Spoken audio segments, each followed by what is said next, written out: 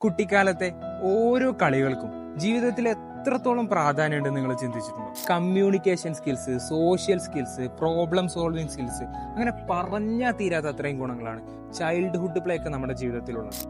ഒരു 2000 മുൻപോട്ട് നോക്കുകയാണെങ്കിൽ ഒളിച്ചുകളി, തൊട്ടുകളി, സാറ്റ് കളിയൊക്കെ ആണെങ്കിൽ 2000 ശേഷം കുറച്ചുകൂടെ സ്ട്രക്ചർഡ് ആയിട്ടുള്ള ഫുട്ബോള്, ക്രിക്കറ്റ്, ഷട്ടിലൊക്കെയാണ് കൂടുതലായിട്ട് കാണാൻ കഴിയുന്നത്.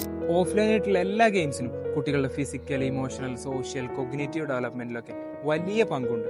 ഇന്ന് കാണുന്ന വയലൻസിനും ഡ്രഗ് അബ്യൂസിനും ബിഹേവിയർ ഇഷ്യൂസിനും പിന്നിലെ ഒരു കാരണം കുറഞ്ഞു വരുന്ന ഈ ഒരു ചൈൽഡ്ഹുഡ് പ്ലേ ആണെന്നുള്ളത് പല പഠനങ്ങളും പറയുന്നുണ്ട്. സഹകരണശേഷി, വൈകാരിക നിയന്ത്രണം, കോൺഫ്ലിക്ട് റെസൊല്യൂഷൻ, എമ്പതി, അങ്ങനെ പല സ്കിൽസും കുട്ടികൾ പഠിക്കുന്നത് ഈ ഒരു ചൈൽഡ്ഹുഡ് പ്ലേയിൽ നിന്നാണ്. 2K kids, mobile phone addicts എന്നും പറഞ്ഞ് കുട്ടികളെ മാത്രം അതിന് കുറ്റപ്പെടുത്താനാവില്ല. അക്കാഡമിക് പ്രഷർ കാരണം കളിക്കാൻ സമയം കിട്ടാത്തതും, പാരന്റ്സിന്റെ സേഫ്റ്റി കൺസേൺസ് കാരണം കളിക്കാൻ വിടാത്തതും, വികസനങ്ങൾ കാരണം കളിക്കുവാനുള്ള ഇടങ്ങൾ കുറഞ്ഞതും ഇതിന് കാരണമാണ്.